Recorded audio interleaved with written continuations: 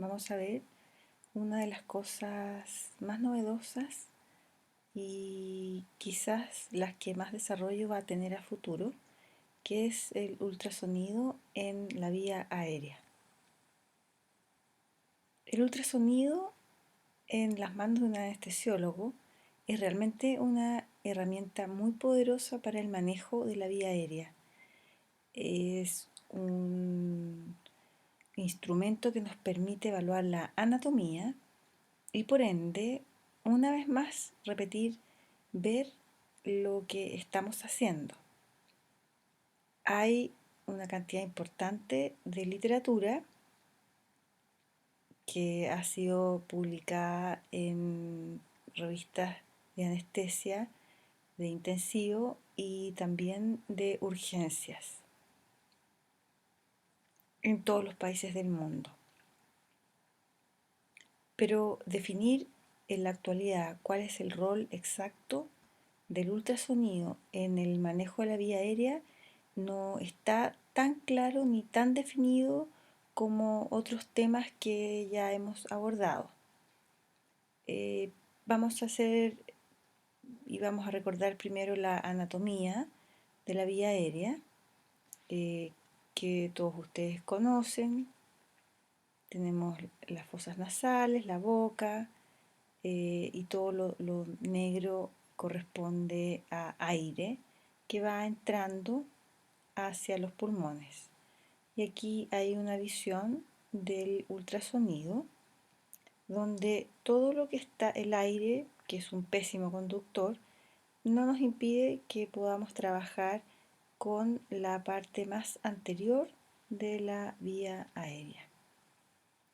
Existen fundamentalmente dos métodos para estudiarla y esto se basa fundamentalmente en la orientación con la que uno trabaja con el transductor.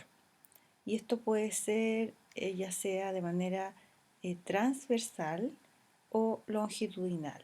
Y la verdad es que lo ideal es complementar ambas técnicas.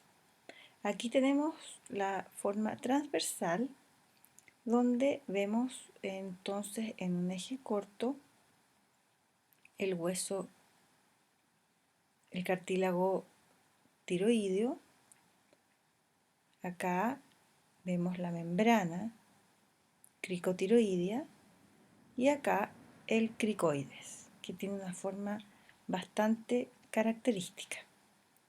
Si ahora vamos al plano longitudinal, vamos a tener un espacio que es mucho más reducido, porque todo esto negro es aire. Y vamos a tener entonces las mismas estructuras, pero ahora vistas en su eje longitudinal. Y vamos a tener el cartílago cricoides, aquí están los cartílagos tiroideos y aquí en este espacio la membrana cricotiroidea. El cartílago cricoides es un buen lugar para comenzar con nuestra evaluación de la vía aérea porque tiene una forma que es de herradura, que es bastante definida y bien definida. Y tenemos entonces el cartílago cricoides y una interfase aquí entre aire y mucosa, que la hace ser bastante característica y bastante fácil de encontrar en este plano que se está haciendo transversal. Ahora, en el plano longitudinal, que como dijimos es un plano que es más angosto, encontramos entonces el cartílago tiroides, el cricoides y entre ambos la membrana cricotiroidea. Lo ideal es que si ustedes tienen un paciente en que tienen sospecha que va a ser de intubación difícil, dejen marcada la membrana cricotiroidea antes de realizar la intubación. Entonces, ustedes van en eje transversal y después en eje longitudinal y con un borrador indeleble dejan marcado el sitio donde se encuentra esta membrana que es muy finita y que no es tan fácil de encontrar, sobre todo en los pacientes que son difíciles de intubar, con cuello eh, ancho, con cuellos cortos, con tumores de la vía aérea. Así que es importante complementar ambas técnicas. Aquí tenemos entonces en visión transversal y acá tenemos en visión longitudinal. ¿Se fijan?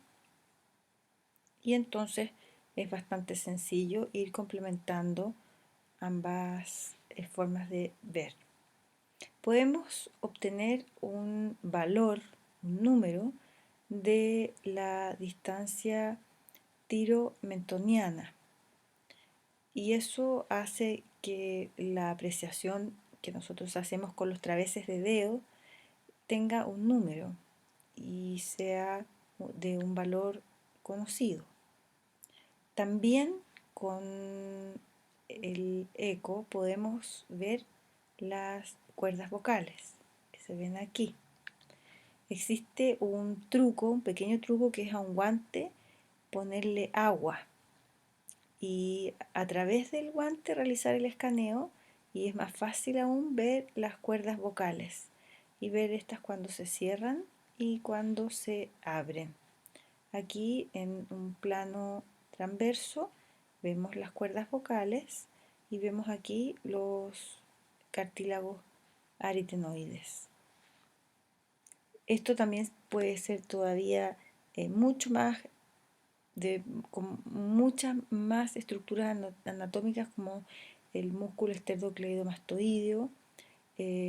Podemos ver anillos traqueales, los cartílagos aritenoides, las cuerdas vocales abiertas y cerradas. Se ha discutido mucho si con ultrasonido se puede realizar una medición que nos permita calcular el tamaño del tubo, sobre todo esto enfocado a anestesia pediátrica. La verdad es que está en una etapa muy inicial. Los invito a que realicen sus propios estudios, porque hay bastante poca literatura, en general son series bastante pequeñas, y sería muy interesante encontrar un parámetro del ultrasonido que nos permita decir y predecir cuál es el tamaño ideal para el paciente. Se ha hablado de la medición del diámetro subglótico o del diámetro anterior del cuello a nivel de la membrana tiroidea. Ambas están validadas, como les repito, con pocos casos clínicos. Lo importante es, y fundamental del ultrasonido es lograr predecir una laringoscopía difícil. Y para eso existen también diferentes parámetros, pero el que más se ha validado es la distancia entre la piel y la epiglotis. Y para esto realizamos una medición en que va desde la piel hasta llegar a la epiglotis y con eso podemos tener una idea bastante cercana a qué va a ocurrir con nuestra futura laringoscopía. Tenemos entonces el cartílago tiroideo, cartílago cricoides, aquí están los anillos traqueales y aquí se encuentra una zona que corresponde a la membrana cricotiroidea, que es donde nosotros debiésemos realizar la punción. Se ha intentado y se ha estudiado y se ha comparado si el longitudinal o el transverso son mejores para identificar la membrana cricotiroidea, sobre todo en pacientes obesos. Pero la verdad es que todos llegan a la misma conclusión, que lo ideal es combinar ambas técnicas y buscar en transverso, siguiendo los parámetros anatómicos y ubicarla y por sobre todas las cosas marcarla antes de realizar el procedimiento. Y acá en eje entonces longitudinal, lo mismo, se buscan ambos cartílagos y el espacio que queda aquí entre ambos cartílagos corresponde a la membrana cricotiroidea y es el lugar donde debiésemos dejar la marca y es el lugar donde debiésemos realizar una vía aérea de rescate y una vía aérea invasiva. La vemos nuevamente aquí entonces.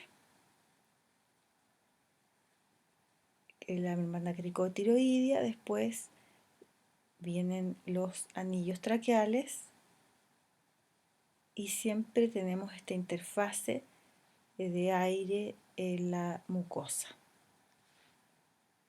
Y aquí se ve muy bien y está muy bien explicado el cartílago tiroides, el cricoides y la membrana cricotiroidea.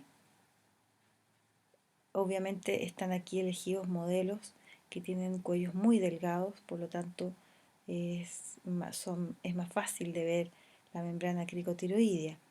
En pacientes obesos es un poco más complejo de ver. Y volvemos a repetir entonces en eje corto, eje longitudinal y complementar ambos y dejar marcada el sitio de punción. Pero existen otros parámetros que también se están empezando a indagar y este, por ejemplo, publicado en el 2017, es si el movimiento del cóndilo mandibular pudiese predecir una laringoscopía difícil. Y para esto se realiza ultrasonido justo en lugar donde está el cóndilo y se hace al paciente abrir la boca y se calcula el desplazamiento del hueso y se ha visto que valores bajo 10 milímetros se asociarían con una intubación más difícil. Obviamente esto se debe a que la abertura bucal va a ser menor. Se ha correlacionado esta translación del cóndilo con la protusión mandibular, con la distancia tiromentoniana, incluso con el malampatí, y se ha visto que tiene una sensibilidad y una especificidad bastante buenas. Ahora, el punto es que no es tan fácil encontrar bien el lugar donde está la articulación y ver este desplazamiento del hueso. Pero lo que a nosotros nos interesa obviamente es ver si el tubo está en la tráquea o no. Aquí tenemos la tráquea y aquí tenemos tiroides. Y que no vaya a ocupar el tubo el esófago que está pegadito, como ustedes ven aquí, a la tráquea. Es bastante fácil intubar el esófago si uno mira las visiones del ultrasonido.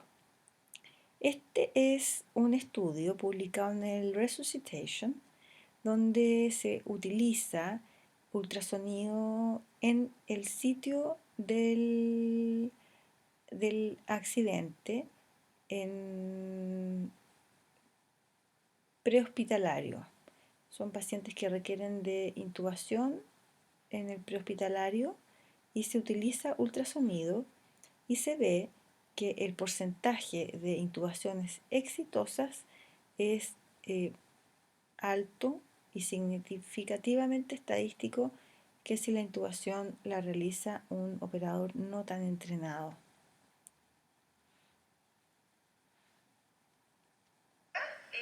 La visión de la vía aérea y vamos a filmar y ver la tráquea. Entonces ponemos gel y nuestro transductor lineal sobre los cartílagos y vemos que se ve la imagen de la tráquea, la vía aérea, y vemos los lóbulos tiroides a cada lado.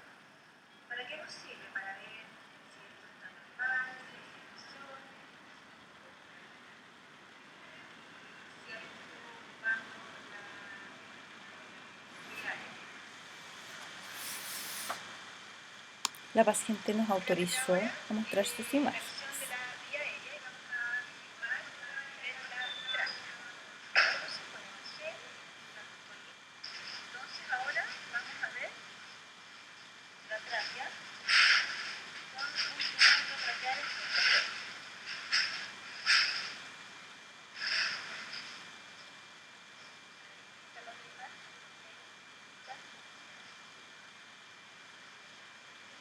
Y ahí está el tubo endotraqueal.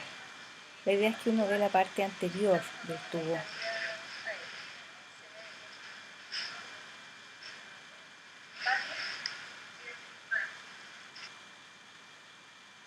En conclusión, entonces, en vía aérea y ultrasonido falta muchísimo por estudiar. Los invito a que hagan sus estudios. Hay bastante literatura que yo les he entregado, es algo muy desafiante y por supuesto es muy útil. Así que a estudiar.